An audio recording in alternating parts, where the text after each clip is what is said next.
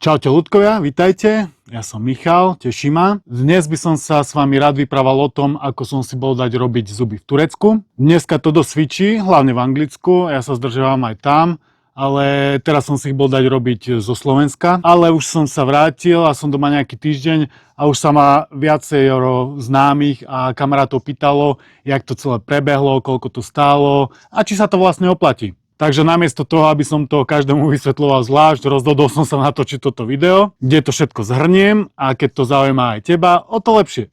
Poďme do toho. Takže, oplatí sa ísť si dať robiť zuby do Turecka? No, záleží v akom stave sú tvoje zuby. Keď si chceš dať robiť jeden zub, tak sa to asi neoplatí. Ale keď ich máš viacero pokazených a ja neviem, chceš si dať robiť korunky alebo implantáty, tak myslím, že sa to oplatí. Každého hneď zaujíma cena, takže ja napríklad som si chcel dať robiť tuto mám medzeru a tuto. Najskôr som si chcel dať robiť mostíky, ale tie zuby okolo mám dobré, takže neskôr ma kamoš presvedčil alebo poradil mi, že implantáty sa oplatia viac. Cenovo tam nebol až taký rozdiel, takže som sa rozhodol, že si dám robiť 2 implantáty. Najlepšia cena, akú som vedel zohnať na Slovensku, je teraz 2000. To je akože u normálneho doktora tuto nedaleko, žiadny Ukrajinci alebo kto, normálne akože kvalitná práca. Takže 2000 eur a teraz ako som si to bol dať robiť v Turecku, zaplatil som 1000 libier. 1000 libier prvá návšteva a ešte tam idem druhýkrát, keď sa mi to zahojí. A to im budem dávať 400 libier. Takže to je dokopy 1400 libier, čo je zhruba, neviem, 1600 eur. A všetko bolo započítané v cene, všetko okrem leteniek. Mal som v cene 5 nocí hotela, ahoj Lucinda, ako? Takže mal som v cene 5 dní, 5 nocí hotela, transport z letiska, transport do kliniky a raňajky v hoteli boli tiež v cene. Jediné, čo som si platil, bola letenka a za to som si platil 200 libier. Takže to máme 1600 libier, ale si v Turecku a máš aj dovolenku. Čo sa celkom oplatí, podľa mňa.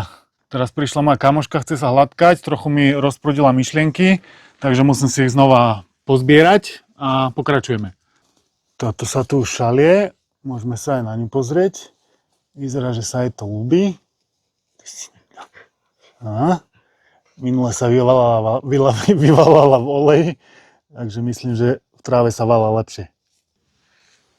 Takže cenu máme za sebou a teraz si to môžeme trochu rozobrať, ako to celé prebiehalo. Tiež by som chcel začať s tým, prečo som sa vlastne rozhodol ísť si to dať spraviť do Turecka. Bolo to kvôli ďalšiemu známemu z Anglicka, ktorý si to bol dať robiť. On si bol dať robiť všetky, celú papulu, celé ústa. Myslím, že mu dávali 24 koruniek, žiadne implantáty. A on platil nejakých 3300 alebo niečo okolo toho. Cestoval som s ním na Slovensko, takže som sa o všetko okolo toho pýtal a celkom ma to zaujalo. Najskôr som tam akože ani nechcel nejak ísť, ale potom mi vralo, že majú web stránku, tam akože som vypísal e-mail a neviem čo ešte, meno, číslo telefónu a len som im napísal teda. Oni mi v zápäti odpísali za nejakú pol hodinu, že o čo mám záujem a potom si vypýtali, akože nech im dám snímky úst, horného, dolného, akože z obidvoch strán, usmiaty. To som im poslal a hneď mi navrhli, akože, že mi chcú dať 2 implantáty a 24 koruniek a tam ich hneď dali cenu, tuším okolo 3700 libier, čo je dosť veľa, ale akože vždy sa ešte dá pracovať na cene, pretože aj týchto 1400, to bolo najskôr nejakých tuším 1780, ale však Turci sú takí, že oni chcú stále zjednávať, alebo oni to očakávajú, takže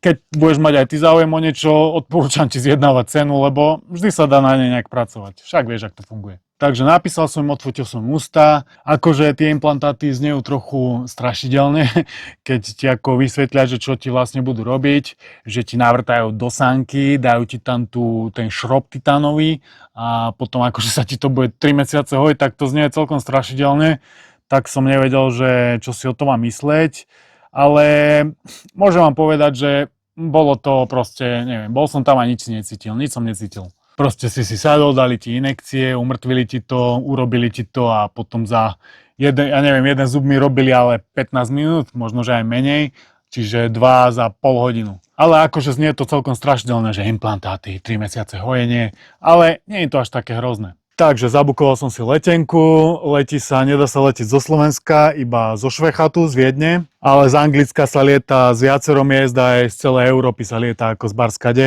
a lieta tam hlavne spoločnosť Sun Express. Táto dentálna klinika, kde som ja bol, sa volá Dent Leon a je to v meste Izmir v Turecku, prístavné mesto. Tretie najväčšie mesto Turecka. Takže zabukoval som si letenky, ja som našiel najlacnejšie, tuším 206 libier som dal za tam aj naspäť. Lieta to zo Švechatu, ja bývam v strednom Slovensku, takže ja som išiel vlakom do Blavy a z Blavy som išiel, chodí Flixbus alebo Regiojet alebo Slovak Lines, chodí z Blavy do Švechatu priamo. Autobus je okolo 10 eur a vlak ma vyšiel 7 eur, takže to je 17 tam a 17 naspäť, pravda, že ešte. Takže letel som zo Švechatu, ale okolo 12:30 a let bol okolo 2 hodín. Prišiel som tam a typek ma mal čakať akože na letisku tabulka s môjim menom a mal ma zaniesť na hotel. No, pravda, že nebolo to až také jednoduché, ale nakoniec som ho našiel. Ja som nemal internet, takže keď pôjdeš, odporúčam zadovažiť si nejakú roaming alebo SIM kartu, ktorá ti bude fungovať hneď po vystúpení na letisku. Takže pristal som, mal ma to čakať týpek, nečakal, behal som tam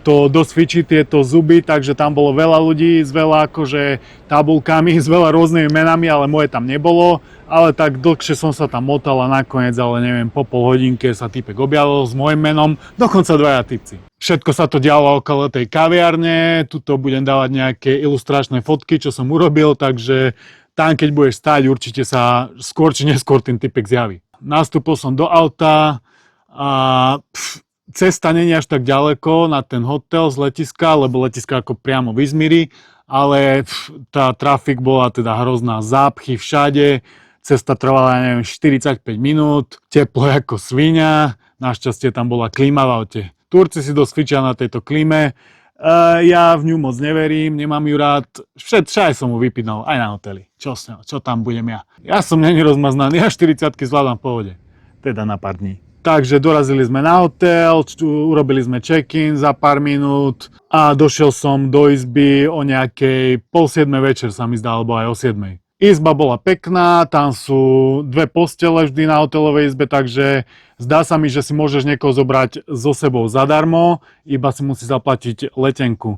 S týmto som si nie celkom istý, ale zdá sa mi, že kamoš vravel, že tak to bolo, že si zobral so sebou kamoša a normálne zadarmo s ním bol na izbe. Takže došlo sa večer do hotela a vraveli mi, že appointment mám na druhý deň 9:30 ráno, že ma bude čakať ráno auto pred hotelom. Takže bol večer, teplo, Turecko, pláže, hneď som si myslel, že jasné, idem sa kúpať, no, ale na nešťastie v Izmiri sa nedá kúpať, pretože tam je iba jeden veľký prístav, žiadne pláže sú nie. Teda pláže sú, ale sú pekne ďaleko, nejakých, neviem, 30 km od hotela a hotel je priamo v centre mesta. Takže poprechádzal som sa po tej promenáde, bolo to tam pekné, uznávam. A na druhý deň ráno ma prišli zobrať a išli sme na to. Na klinike som hneď stretol nejakých Angličanov a Rumúnov. Tak sme sa vyprávali a oni si tiež, pravda, že prišli dať robiť zuby z Anglicka. Na tej klinike to prebiehalo celkom v pohode, môžeš si dať kávu zadara, alebo čaj, alebo čokoládu. A potom sa išlo robiť rentgen a aj fotky, krásne fotky tvojich zubov pokazených. Budeš sa cítiť určite tak dobre, aspoň ako ja. Takže potom som si išiel sadnúť, zase ma prišli zavolať, išiel som na tú stoličku, pozreli sa tam. Potom zubar vravel, že potrebujem ešte rentgen jeden, tak som išiel, potom mi dali nejaký silnejší rentgen. Ten bol tiež nejaký zlý, vraveli mi, že sa nemám hýbať, aj keď som sa nehýbal. Takže ďalší mi spravili, to už mi dali aj tie oblečenia, lebo asi veľa lúčov, aby mi to nejak neublížilo. Potom už ten tretí bol dobrý a nakoniec sa teda zhodlo v tom, že implantáty sa mi dajú urobiť, lebo nie vždy sa môžu dať, záleží na tej tvojej čelusti a či tam máš zuby, či tam nemáš zuby a ešte od rôznych iných faktorov, že či ti chýba kosť, či tam nemáš málo tej čeluste, lebo keď akože ten zub dlho chýba, tak potom by museli robiť nejakú ďalšiu procedúru a za tu sa dopláca. Po anglicky je to nejaký open close sinus, Neviem presne, ak je to po slovensky, ale hej, za to sa dopláca ešte, keby ti robili aj to. Ale keď máš sánku v poriadku, tak to máš normálne všetko v cene. A toto sa nedá akože určiť priamo z tej fotky, pretože on je jasné, že musia urobiť rentgen, aby sa presne vedelo, že čo a ako si na tom. Takže potom mi vraveli, že dobre, dá sa a ešte som tam mal pár zubov na vytrhnutie. Nejakých polovičných a nejakých už úplne dokazaných a tie akože mi všetky v tej istej cene vyťahli. Čo bolo od nich celkom pekné a asi aj viem, prečo to tak spravili, pretože chceli vo mne zanechať pozitívny dojem, aby som bol akože spokojný, aby som sa vrátil, aby som si zazdal niečo spraviť a uznávam, že je to dobrá taktika a celkom im to aj vyšlo, lebo plánujem si da ešte niečo ďalšie spraviť. Takže to mi akože trochu pozmenili ten plán, že za tú istú cenu mi urobia aj tých ďalších 6 zubov mi ich vytrhnú. To mi vytlačili, podpísal som to a potom som zaplatil. Chcú cash. Nechcú žiadne transakcie, pretože tam sú veľké poplatky a hlavne aj v Turecku je veľká inflácia. Takže no to je jedno, proste chcú cash. Takže normálne som im vycaloval liter, ona to opočítala, založila to a išli sme na to. Ako som už povedal, myslel som si, že to bude nejaká brutálnejšia operácia, procedúra, ale tie implantáty proste nič necítiš. Presne vidíš, čo robíš, akože si privedomý, tak som videl, čo robil. Že najskôr mi vytrhol ten zub, potom mi to tam navrtal, potom mi tam dal ten šrob, potom mi to utiahol a nakoniec som videl ešte, že mi zašíval to ďasno, lebo akože to je také celkom rozbité, som to mal. Takže jeden mi urobil, druhý a to bolo všetko. Za pol hodinu som bol vybavený, nič ma nebolelo, priniesli mi lieky, antibiotika od bolesti a ešte takú vodu na akože antidezinfekčnú, na vyplachovanie, aby sa mi nezapálilo okolo toho. Toto je akože jediná taká nevýhoda podľa mňa tohoto celého. Takže teraz napríklad, že mi to spravili, ja už som doma a ja neviem, že by sa mi to zapálilo, no tak nemôžem ísť naspäť do Turecka, alebo môžem, ale zase musím platiť všetko, alebo neviem presne, jak by to prebiehalo, ale to je jediná taká nevýhoda. Takže práve preto nasledujem tie inštrukcie, čo mi dali, že toho sa mám držať, aby sa všetko dobre zahojilo. Keď nefajčíš, nepiješ a normálne sa stravuješ, nežereš žiadne tvrdé veci, tak myslím, že to bude v pohode. Ja som dneska presne týždeň po operácii, takže neviem, akože tento mi vyzerá tak lepšie a tento mi vyzerá tak, akože je to tam také červené a nič nebolí ma, ale no neviem, uvidíme. Normálne si poctivo umývam zuby a aj si to akože tou vodou vyplachujem. Nefajčím, nepijem, regeneráciu mám normálnu, cukrovku nemám ani nič, takže vraveli, že to sú akože tie najhoršie faktory, že fajčenie a neviem, nejaké cukrovky alebo niečo také. Keď sa ti akože telo dobre nehojí. To bolo v pondelok som prišiel, v útorok mi to robili, išiel som domov. Zabudli mi pravda, že povedať, že nemám robiť aktivitu, to som sa až potom dozvedel, že akože mám sa dať nejaké kľudové štádium. Ja som pravda, že už ten istý deň robil stojky a kliky a cviky, lebo bola tam aj telocvičňa, aj bazén, aj som plával, hore v hoteli bol bazén, takže no neviem, či to malo nejaký vplyv, ale vraveli, že ako nemal by si zvyšovať srdcovú frekvenciu, tepovú frekvenciu, že akože tak chillovať by si mal viac menej aspoň tie prvé 2 týždne. To mi tam nenapísali, ale teraz to už viem, takže už som v kľude. Takže to mi robili v útorok a v stredu som mal voľno, aj keď som ho nemal mať. Išiel som von a ona mi napísala o nejakej 3/4 na 1, že o 2 mám stretnutie. Pravda, že ja som bol vonku bez internetu, takže som nevedel a proste som si chodil po tých oných, po Izmire. Je tam dosť vecí, kde sa dá ísť, až čo zaujíma, neviem, história a nejaké také staré antické mesta alebo čo, múzea, tak je tam čo robiť. Takže ja som si tam pobehoval, potom som sa ale o 5:00 som prišiel na hotel, zistil som, že mi volali, písali, nedovolali sa, takže potom mi dala v pohode, všetko bolo v pohode, žiaden problém nebol, u nich nikdy žiadny problém není, takže potom mi iba dala stretnutie na štvrtok o 5:00 po obede. Ten Izmir je celkom v pohode, je tam dosť čo k videniu, akurát teda odporúčam slnečný krém a širák, pretože hic je tam dosť veľký. Ja keď som tam bol, tak bolo aj 41, 42, ale ono není to akože až tak, jak keď tu u nás na Slovensku je 42, tak proste sa to nedá, ale tam akože je to more a ten vzduch je taký iný, takže tam to bolo také o dosť viac znesiteľnejšie. Takže potom štvrtok celé do obede som behal, našiel som si tam taký fajnovú reštiku, som išiel iba po ulici, tam som nejakého typka videl, starého Turka jesť polievku, dal si tam chleba do toho, pozerám, že to vyzerá dobre. Išiel som sa opýtať a normálne nejaký 70 tureckých lír, no v Turci majú líry, ani som nevedel, myslel som si, že v Eurási alebo čo, ale teda majú líry, ale pravda, že kartou sa dá platiť všade. Takže kúpil som si tú kuraciu polievku, odporúčam, dobré miesto, volalo sa to nejak takto, je to nedaleko tam, kde som býval, možno nejakých 10 minút pešo.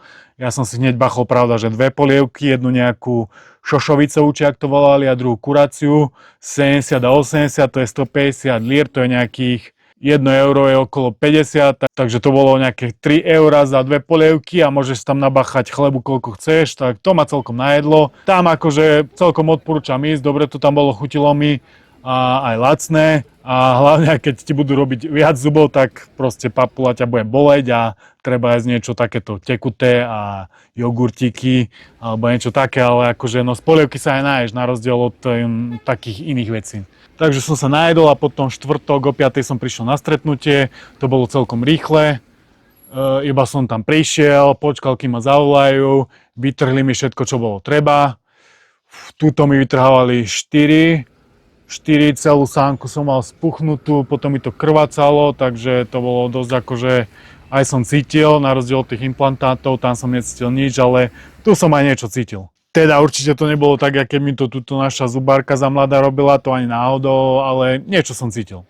Takže to mi urobila, to bolo štvrtok večer a v piatok o 12. mi už išiel let naspäť do Švechatu. To mi písala, že ráno o 9. ma bude čakať taxík pred hotelom, takže to isté. Iba som počkal na taxík, odvezol ma na letisko, tam hneď len vojdeš na letisko a proste čekujú ti tvoj veľký bagič. Tvoj veľký kufor, no to som nevedel, ale hej, robia to preto akože, aby si nepašoval nejaké artefakty. Lebo ako bol som tam v múzeu a hej, no popravde mali to tam len tak pohádzané a že ma napadlo, že zobrať si to, ale čo na čo mi budú nejaké šutre starodávne. Hlavne keď za to hrozí uväznenie. To už sa ozaj neoplatí. Ešte jeden pro tip vám môžem dať. Nenapúšťaj si vodu z hajzlov. Nie je pitná. Tak jak aj v Španielsku, tam tiež nemajú na hajzloch pitnú vodu. Napustíš si ju, napieš sa, že fuj, čo je? To len my na Slovensku asi splachujeme s pitnou vodou. Takže to máme ten posledný deň, to som iba nasahol do lietadla a odišiel naspäť do Švechatu. Tam vidieš pred letisko a normálne tam sú tie 1, 2, 3, 4, 5 platformy. Tam si nájdeš normálne na nete, si objednáš lístok do Blavy a ja aj z Blavy ešte pravda, že záleží, kde ťa dovezie, asi na Nivi, stadiaľ ešte musíš ísť buď na vlak alebo skadeľkoľvek máš spojenie. Ja som išiel Boltom, to sa asi tak najviac oplatí, neviem, išiel som ale 10 minút Boltom a platil som 3,50, takže celkom v pohode. Takže to by bolo asi tak všetko, čo som chcel povedať. Potom môžem natočiť ešte nejaké update video, jak sa mi to hojí a jak prebiehalo tá ďalšia návšteva. Prvý výlet má byť 5 nocí za liter a druhý výlet mám na 4 noci za 400. A už mám naplánované nejaké ďalšie výlety, lebo tieto dva implantáty to by sa malo dať spraviť za jeden deň. Potom budem mať ešte nejaké 2 dni voľné. Kámoš Turek mi vravel, že mám ísť do Češme. Tam sa dá aj z Izmiru, to je akože v okrese Izmir sa mi zdá. A sú tam úplne brutálne krásne pláže, takže tam určite plánujem ísť, ale to je tak najdlhšie, lebo hodina tam, hodina naspäť a jedno s druhým. A potom ešte chcem určite ísť do Efezus. To je akože tiež nejaké starodávne mesto a tiež nedaleko, ide sa tam ale hodinu z Izmiru, vlákom sa dá ísť. Ešte na ďalší krát si chcem dať robiť aj niečo viac, to sa ešte uvidí podľa rentgenu, keď prídem a dajú mi tie 2, tu mi vytrhali 4 a tam by som si chcel dať ešte 2 implantáty. Takže budem sa snažiť zjednať nejakú dobrú cenu a myslím, že sa to bude dať. Takže teraz si to môžeme celé tak trochu zhrnúť. Pre a proti. Najväčšie pre je cena. Je skutočne dobrá a oplatí sa to tým viac, čím viac zubov si chceš dať spraviť. Začal som si o tom googliť aj nejaké informácie a hneď mi pravda, že na Facebooku začali vybiehať reklamy. A napríklad tu je táto ponuka od presne tejto spoločnosti, špeciálna letná ponuka All on 4 za 4200 libier. Čiže to je všetky zuby na 4 implantátoch alebo Hollywood Smile za 2250. To je akože asi tých 16 zirkonových koruniek bez implantátov. Tieto ceny sa mi zdajú fakt, že dobré. Tiež chcem povedať, že ja s touto spoločnosťou nič nemám, neplatia ma ani nič, proste som tam bol, zaplatil som vlastné peniaze a som spokojný. Či sa dostávam vlastne k ďalšiemu pre ich profesionálnosti. Všetko to prebiehalo veľmi profesionálne a odborne. Všetky tie ordinácie boli nové, všetko to zariadenie, aj tí doktori, akože videl si, že vedia, o čom hovoria, že sú to nie nejakí amatéri. A ďalšie pre je, že nemajú žiadne blbé keci. Napríklad bol tam ten Rumun a pýtal som sa ho, že či sa to viac neoplatí ísť si do Rumunska dať robiť zuby. A on mi povedal, že áno, je to zhruba tá istá cena, ale doktori z teba chcú vyžmýkať čím viac peňazí. Toto sa dá povedať aj o Anglicku, neviem, možno že aj o Slovensku. Prídeš len na prehliadku, chcú peniaze, potom ideš na konzultáciu ku jednému, ku druhému, za všetko chcú peniaze. Tuto neplatíš za nič, proste to odfotíš, oni ti pošlú plán, dohodnete sa na cene, hotovo, všetko zadarmo. Platíš až potom. Kdežto tu proste chcú z teba dostať koľko len môžu. Rumun vravel, že sa na niečom dohodli s tým zubárom, že potom prišiel už na ten termín a zrazu zubár, že povedal, že no ešte toto musíme spraviť a toto a potom Rumun vravel, že ho proste poslal do prdele a išiel do Turecka. A teraz čo som tam s ním bol, tak tam bol už 3 razy a ešte vravel, že príde. A proti moc není, je to iba, že to je dosť ďaleko, že akože nevieš do čoho ideš, ale však je to len Turecko. Turecko je ale bezpečná krajina, tak keď vieš, ako sa chovať a ako žiť normálne, tak jasné, že sa ti nič nestane. Ja som teraz už mesiac doma a všetko v pohode, hojí sa mi to bez žiadnych komplikácií. Rozprával som sa s viacerými ľuďmi a vraveli mi, že ani oni nemali žiadne komplikácie. Pokiaľ nefajčíš, nepiješ, nemáš nejaké vážne choroby, máš normálnu regeneráciu, normálne sa staráš o zuby, tak podľa mňa sa ti nemá šancu čo stať. To by bolo asi tak všetko. Pokiaľ máš nejaké otázky, daj ich dole do komentáru a ja sa budem snažiť ti zodpovedať ich. Ďakujem ti za pozornosť a dúfam, že ti toto videjko aspoň trošku osvietilo, ako to všetko chodí. Keď sa ti ľúbilo, daj mu like a vidíme sa na budúce. Čau Belo. Tak a na úplný koniec si môžeme za nejaký feel good song. Zadni si mi na kolena a povedz, ako sa máš. Buď ku mne otvorená, sadni si mi na kolena. Krútiť zadkom, to ty dobre vieš, kde komu hlavu popletieš. Tá, po ktorej všade je len smet. Tá, po ktorej je len smet. Tak ako zajtra, tak aj dnes niekoľko tvári. Tak ako zajtra, tak aj dnes. Tak ako